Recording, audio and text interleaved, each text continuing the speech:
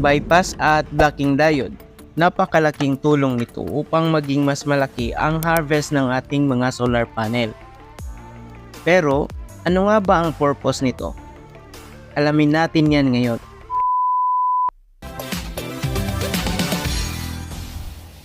Kumusta mga bossing? Welcome back dito sa channel. Shoutout sa inyong lahat ng mga subscribers nitong Toolbox channel at lalo na sa mga bagong subscribers natin.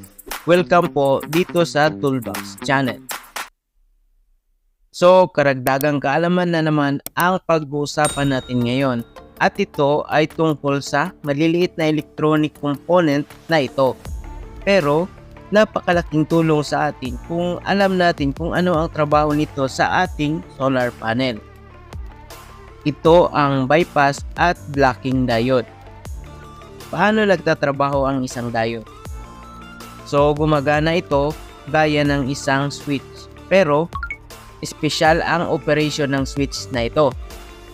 Kung sa piping ng water system, ay maihahalin tulad natin ito sa tinatawag na check valve. At sa paanong paraan? Ganito. Itong check valve ay nag-open lamang kung dito galing ang pressure ng tubig. Pero kung dito galing ang pressure ng tubig ay hindi ito magbubukas. Halos ganito din ang diode. Kung dito galing ang positive na kuryente ay mag-o-on ito. Pero kung dito naman galing ang positive na kuryente, ay mananatili itong naka-off. So, ano ang purpose ng mga ito sa solar panels? Unahin natin ang purpose nito sa series connection. Halimbawa, sa connection ng solar panel na ito, meron tayong tatlong solar panel na naka-series. Sakaling magkakaroon ng partial shading ang isang string nitong nasa gilid na solar panel, ay ibabypass nito ang apektadong string. Dahil kapag malaki na ang nangyayaring partial shading sa isang string, tataas ang resistance nito. Ang nangyayari ay kagaya nitong makikita natin sa diagram. Unti-unting tataas ang resistance kaya magti-trigger ang diode dahil nature na sa kuryente na doon talaga dadaan sa linyang may mas mababang resistance. At dito sa circuit diagram, kapag may nangyayaring partial shading, magkakaroon ng mas mataas na resistance ang linya ng string kumpara sa linya ng diode. Kaya, imbis na sa string dadaan ang kuryente, ay magbabypass na ito sa diode. Ang resulta, kahit na maliliman itong isang string ng panel, ay may harvest pa rin ang natitirang string o ang natirang string at ang buong setup. Ano ba ang mangyayari sa ganitong senaryo kung walang bypass diode? So ito, dahil bababa ang current o harvest ng natabunan na string, hihilahin nito ngayon ang current ng isa pang string ng solar panel. At dahil bumaba na ang current ng buong solar panel, dahil naka-series connection ito ay hihilahin din nito ang current ng natitirang mga solar panels.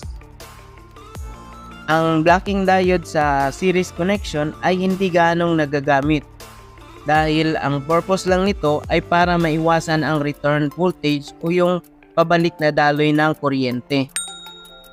Pero sa parallel connection ay pareho silang magagamit gaya nito. Meron tayong tatlong solar panel na nakaparallel connection. Kung sakaling magkaroon na naman ng shading itong isang string, automatic na magtatrabaho ang bypass diode. At kapag malaki na ang magiging shading sa panel, ay hindi lang ang current ang bababa.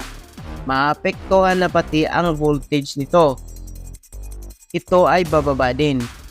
Ngayon dahil bababa ang voltage nitong panel, magiging load na itong isang solar panel. Pero hindi ito magiging load kapag merong blocking diode dahil mag-o-off ang blocking diode at mapuputol na ngayon ang linya papunta sa solar panel na may shading. Ang magtatrabaho na lang ay itong dalawang solar panel. Para sa charge controller lang talaga pupunta ang harvest ng mga solar panels.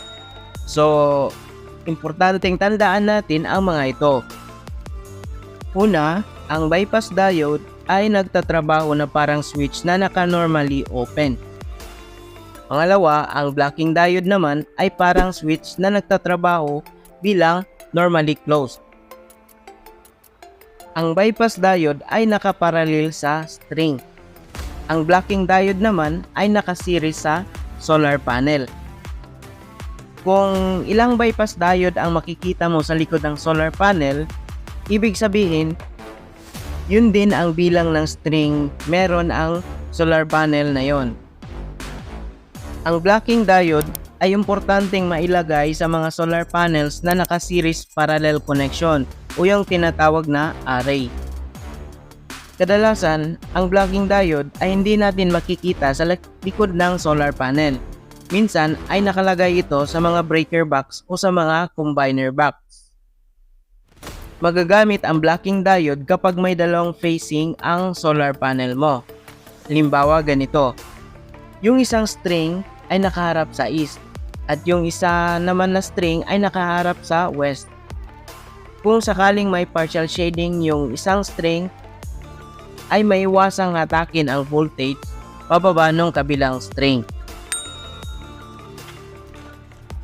So ngayon ay isa na namang katanungan ang maaari nating maibahagi sa ating mga kaibigang solarista. Kung sa palagay mong nakatulong itong video ay huwag mo kalimutang i-like, i-share at mag-subscribe para sa marami pang kaalaman tungkol sa solar at electrical.